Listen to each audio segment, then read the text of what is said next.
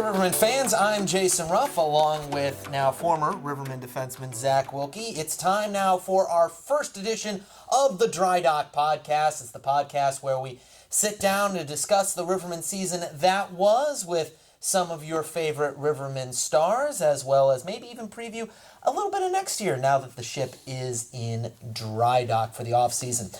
Our first guest is, as you can see, the man who has been in the news, a man who has made an impact. They say great people make great Rivermen.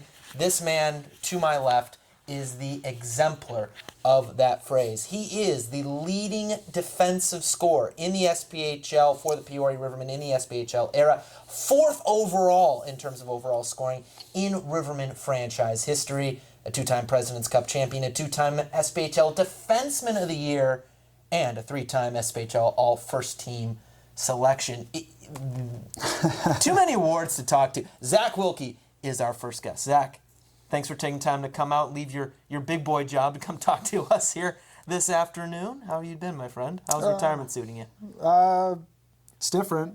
I mean, usually when the season ends and you go into the off season, you're like, all right, how can I prepare for next season? But right now I'm just sort of enjoying relaxing, being with my girlfriend and our dog at home, and you know, taking that next step in life with the full-time job and trying to make an impact at that company, just like I hope I did here. So I know you've had some time to process it. David Minion wrote a beautiful piece announcing your retirement to the River City. Why now? Why was this time the right time? Well, first of all, I want to thank Dave for, you know, everything that he's done over the years and the great amount of writing that I've been fortunate to have about my story and stuff like that. But, you know, going into this year, I was thinking about it and, you know, thinking about life and where I wanted to go and what I wanted to do later, possibly after hockey. And you know, as we were going through this year, I really embraced thinking that this could be the final season that I played for the Rivermen. And as much as I didn't want it to be, but you know, sometimes it's better to leave on a high note and get into, you know, the next steps of your life. And, you know, the next step for me is hopefully starting a family and having everything like that. And I thought it was the right time to, you know, move on from hockey and do that. And your girlfriend, hopefully maybe one day, like you alluded to, your bride, Mary Kate, is born and raised here in Peoria. Why do you think this city has made such an impact on you so much that you want to stay and make your living here in Peoria?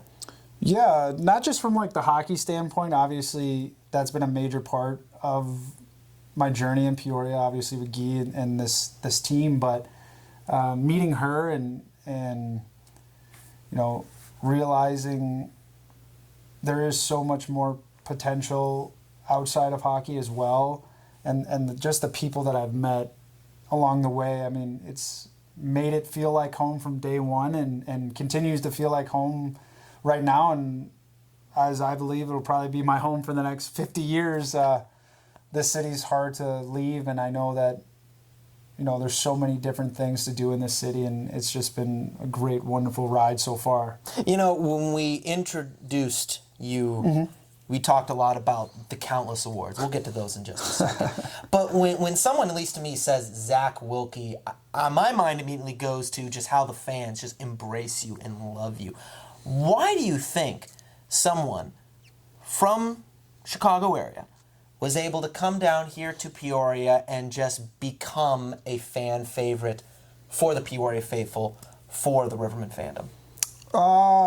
That's actually a pretty hard question to answer. I mean, over the last 4 years, you know, I was fortunate enough to play a lot of games here, and one of the things that stuck with me since I was a kid with one of my former coaches is he always told me to be humble and live in the moment that I'm in. And, you know, what the fans saw is basically what you got all the time. I mean, the crazy antics, the having fun on the ice and warm-ups, dancing around, singing around with the songs. I mean, the fans are the reason you play. And from the older fans that have been around the Rivermen for years and years to the new ones that came around even just this year with the little kids. I mean, it's that, impact that you can make on someone's life in a way that you just never knew you could. And I mean, like I said, you get the same person on and off the ice, and I think that's probably why I was able to just interact and make a huge, fan favorite type of spectacle out of it. It's wearing your heart on your sleeve and being that authentic self. And it seems like in this day and age, everyone's gravitating towards people who are their authentic selves. Like I will never forget, you were coming back from a brief little stint in the ECHL. It was right at the beginning of the year, and we just did a quick little thing. It was like, Peoria, what's up? I'm back. Let's ride. Peoria, I'm back. Let's ride. It's something very simple like that as you're like rolling your window up on your giant truck that you still have out there. That takes up 2 lanes. Sometimes. No, I remember that. I was coming back from Wheeling. I remember that I was there for a week. Yeah. And I know that Guy was like, just try to stick it out. And I knew from the moment that I stepped into West Virginia, Peoria was where I wanted to be. And, that logo each and every day that I put it on my chest is it's like, putting something, like putting your heart in your chest, right? Like it's what I live and breathe right now, and I will continue to breathe for the rest of my life. It means the world to me, and doing that and being authentic to it, and just being myself. And that's been the best part about the Rivermen, is you can come here and be whoever you want to be, and exactly who you are. There's no judgment. There's nothing like that. Everybody loves each other for who they are and what they bring to the table. And I think a big part of that is the culture that starts from the very top. John Guy Trudell, making sure that everyone feels like family. How have you grown, both as a hockey player, but also as a man, as a human being, as a civic citizen, thanks in large part due to John Guy Trudell? I mean, Guy has that saying, to leave the jersey in a better place than when you came in. And, one thing that he's taught me is attack hockey like you would attack your life. I mean, be 100% into what you're doing. Give it your all no matter what happens. And, Guy as a person is one of the greatest men that I've ever met in my life. And he's really shown me over these last 4 years how to attack life, how to be successful, not just on the ice, but outside of the ice with, anything from my work standpoint to my relationship with my girlfriend. Like, he's been a huge influence, and I know for the next however long I know him, like, he's going to be one of the biggest influences on my life no matter what. I mean, he's that guy that his door's always open, even if you're not a player for him anymore. He's always there for you, and he always loves you like you're his own kid. Now, this may be scandalous to ask, but this team does have a history of players who say they retire, then they come back, whether it be an Alec Hageman who comes back for a whole year, or a Mitch McPherson who comes back for a playoff run and then gets the game-winning goal in Game 3 of the finals against Huntsville. Is there, not saying that's going to be you, or not, could be, but is there a possibility we might see Zach Wilkie lace him up at least one more time next year? Possibly. Okay. I mean, you can defer the question too. You can plead the fifth. I'm going to plead the fifth I will give you the possibly aspect to it to let the viewers think about it. You may not know when, you may not know where, but I'll let you viewers out there think about that. Like Dave said in his article, just never say never. Never say never. Zach, also, do you have a favorite memory from your time here with the Rivermen that has nothing to do with on the ice? Nothing to do with an off ice favorite memory. Oh, there's so many. I mean, from just the boys being together on road trips and having fun with each other, picking on each other, just like, your family, to the cup celebrations with the fans. I mean, I look at, was it last year's cup celebration, singing "We Are the Champions" and getting the whole crowd to do it, and then really not trying to fall off the stage, but You saved that really well, I did have to say. Thank God, because I did not know I was that close to the edge, and when I was going down, I was like, I might fall flat on my face, and people would be laughing. I just did all this cool stuff, and now I'm gonna wreck it with falling, but.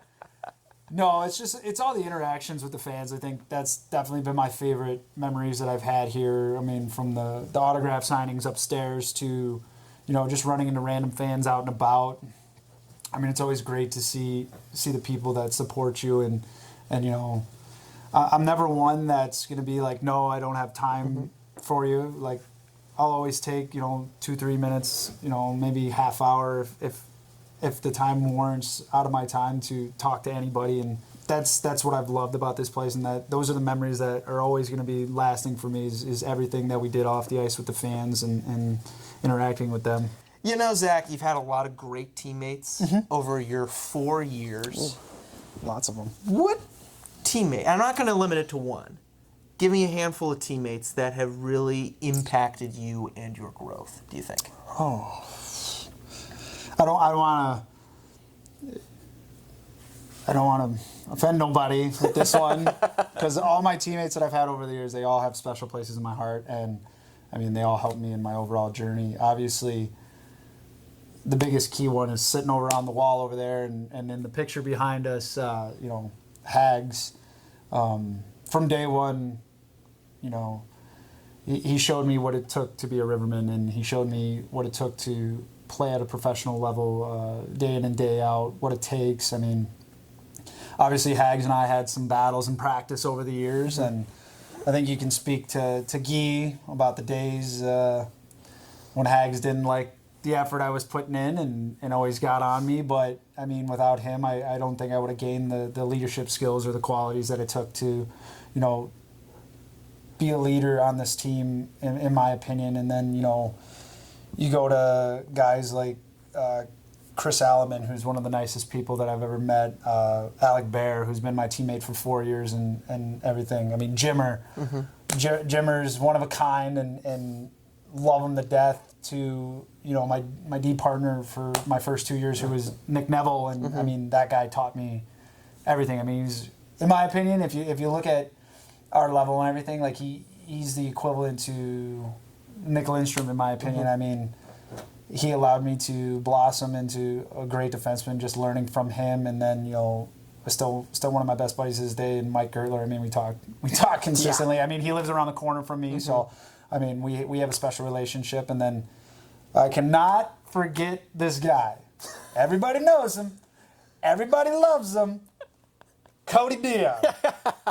Okay, Cody Dion. Talk about a guy that is like an older brother to me. I text him consistently.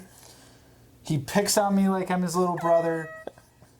To this day, from day one to this day, he still picks on me, but I love him to death. I mean, Big D, my first year was sort of my protector on the ice until he got hurt, if but I mean, that guy has a heart of gold, and I don't care what time of the day it is. If I were to call him, he is answering his phone, and he is one of the greatest teammates I've ever had. I'm surprised he's not calling us right now, because it seems like every time he hears his name, he could be 10 states away, and they're like, oh, someone say Cody Dion? Yeah, don't worry. I'll probably get a text somehow or a Snapchat from him of him making fun of me. But whatever, that's Cody for you. Everybody loves him.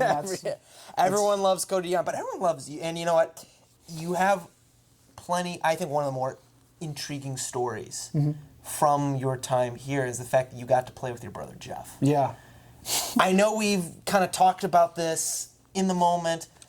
I want to do the deep dive. Jean-Guy needs an extra body. You had already told him that, hey, my brother Jeff, he can play. If it's possible, we'd love to do it. Yeah.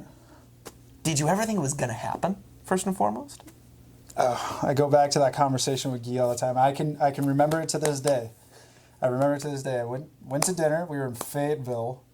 We went to, what steakhouse? I forget the steakhouse's name. Yeah, I forget it too, but I know the one you're talking about, yeah. We're sitting there, we're talking, and Guy's like, man, we might need some D at some point this year. And I'm just like, well, my brother always can play. And he's like, would he come and play, a game or something? Would you like to do that? And I was like, Guy, it's been not just like me and my brother's goal to play some professional hockey together, but like it was probably one of my mom's biggest dreams. Yeah. So I remember it wasn't happening for a while, and my brother was hounding me, am I going to get to play? Am I going to get to play? And I remember because I wasn't playing super great hockey at the time. Guy really wasn't happy with my play at that time, but it came up. It was a Quad City weekend. We were short, and Guy made it happen. He allowed my brother to come up for a game, and my brother still talks about it. It was 49 seconds, one shift, but it made my mom's dreams complete. It made our dreams complete, and that day it was.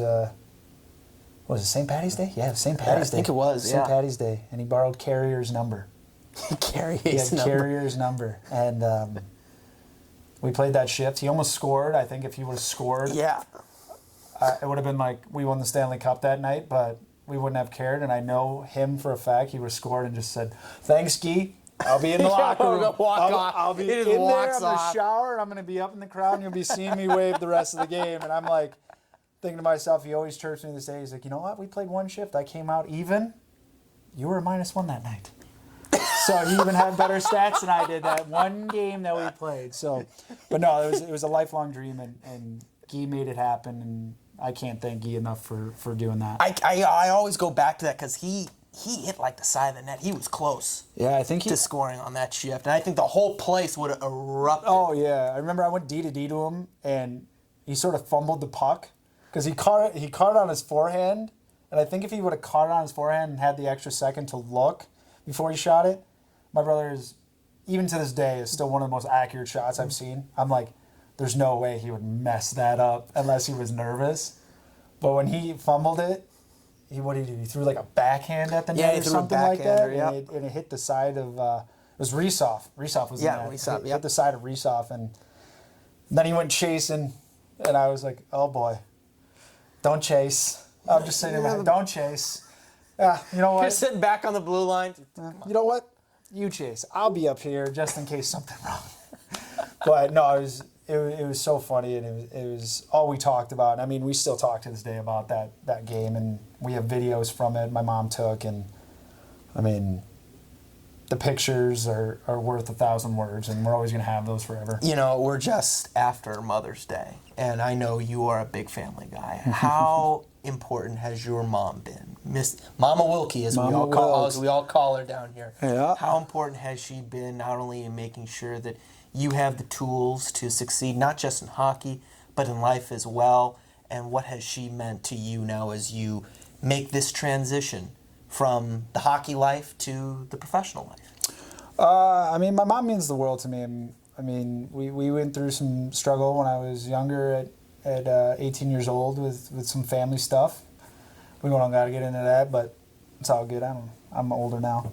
But I watched her grow as a person, which made me want to grow as a person. And I mean, she allowed me to follow my dreams to not just Canada, but she was right there by my side when I was thinking about going to Europe my first year, thinking about going to the East Coast League, and eventually when I settled down here in Peoria, I mean, I think over the 4 years she maybe missed 4 home weekends, maybe. I mean, she was here every home weekend cheering me on, and having a person like that in your life, I mean, such a great relationship. And like I said, my mom means the world to me, and I know that she's proud of what I've done, and I hope I continue to make her proud moving into that professional life and everything like that. I mean, she does joke, you do have to do it for the next 25 to 30 years of your life. But I'm ready to take it on, and I know that she's going to support me. Do have to ask, when you look at your plans for this summer, what do those look like? that you can tell us? It's definitely different than most summers. Yeah. But no, we got a lot of stuff going on, obviously. A lot of weddings with our friends and stuff like that. But, for me, it's hopefully getting engaged to the love of my life. And I know that we've been together for 2 years, but really starting that process of being together forever. And, that's my biggest plan this summer. Also, starting to advance in my career.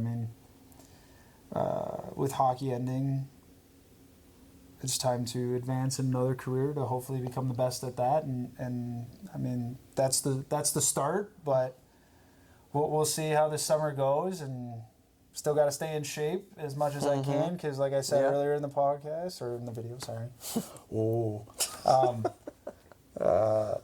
Tomato. Yeah, you just can never say never, because,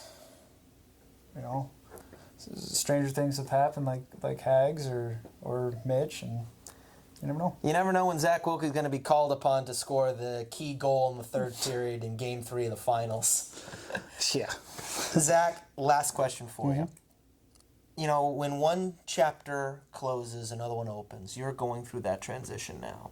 But when you look back in your professional hockey career, of all the accolades, we went through them earlier, top 4 overall defensive score in Rivermen franchise history, most in the SPHL era, 3 all-team first SPHL selection, all-rookie team, 2-time SPHL Defenseman of the Year. Only the second defenseman actually earned that honor twice in their career. Of all the honors and the accolades of your professional hockey career, what are you most proud of?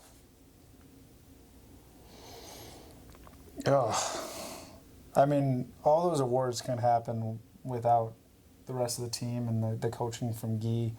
I think one that might get overlooked is possibly that unsung hero award that we have at our banquets every year.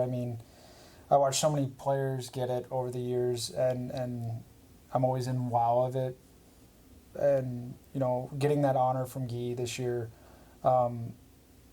was super, super special to me. Just knowing, all the accolades aren't done by yourself and everything like that. And putting in the work every day, day in and day out in practice and in games, leading to that stuff, it's one of those things that I appreciated probably the most out of my career.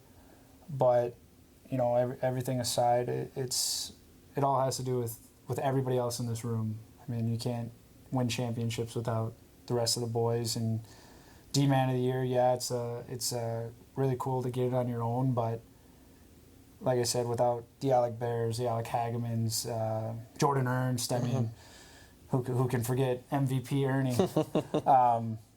Without those guys being out there every night with me, those awards wouldn't have happened. So, like I said, it's tough to put one on the docket, but definitely that unsung hero award this year was probably the most meaningful one that I've ever gotten. Well, I don't think it's a mistake to see that the last 4 years have been a renaissance for Peoria Rivermen hockey, and I think it's no coincidence that those 4 years coincide with your professional career. Definitely an unsung hero of the Peoria Rivermen here these past 4 seasons. Zach, thank you so much for everything, my friend, everything you've given to this organization. I can't wait to see what's next for you, my friend. Thank you, Ruffer.